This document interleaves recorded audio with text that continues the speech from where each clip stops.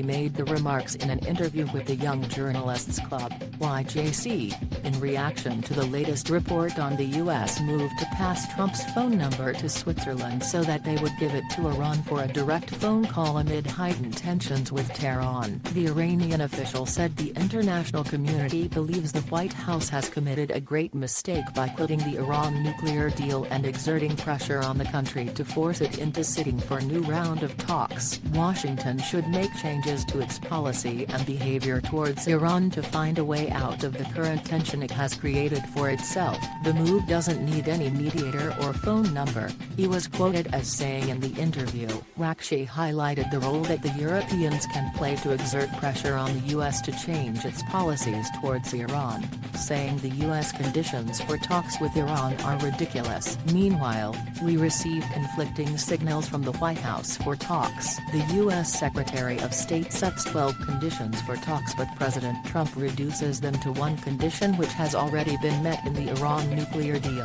Rakchi noted, referring to Trump's comment that the only thing the U.S. wants is to keep Iran from developing nuclear weapons. I think the White House is suffering from the chaos in its foreign policy towards Iran, the region and the world. Making a revision to Washington's policy is the only way out of the current self-fabricated crisis, he noted. In response to a question on what measure the Islamic Republic is to adopt after Trump passed his direct phone number, he said in case of need, the Americans have our direct phone number. Iran not to extend 60-day deadline for Europeans. Rakchi then said the European countries have already expressed their preparedness to hold talks with Iran on the Iran nuclear deal. He said Iran has never refrained from holding talks with the remaining sides of the JCPOA, but as we have announced, the Islamic Republic will begin to decrease its commitments under the JCPOA once our 2-month deadline is over, he said. Rakchi underlined that Iran attaches no importance to the European statements. What is important for us is the practical measures that they adopt to meet our demands, which have been clear enough. My words on Afghan refugees misinterpreted. Rakchi then referred to the controversy over his recent remarks about Afghan immigrants in Iran,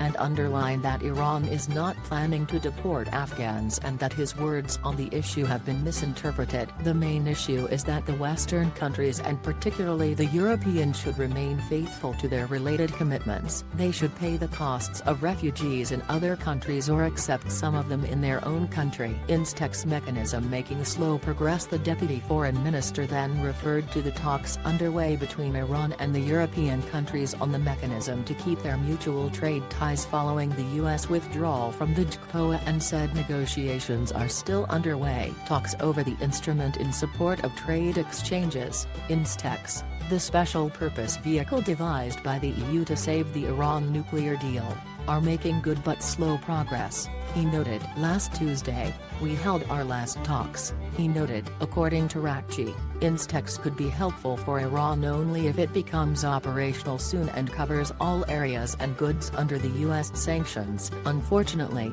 the preparations for Instex implementation have been going on slowly so far, and the prospect doesn't seem promising unless the Europeans take some long strides within the next 2 months.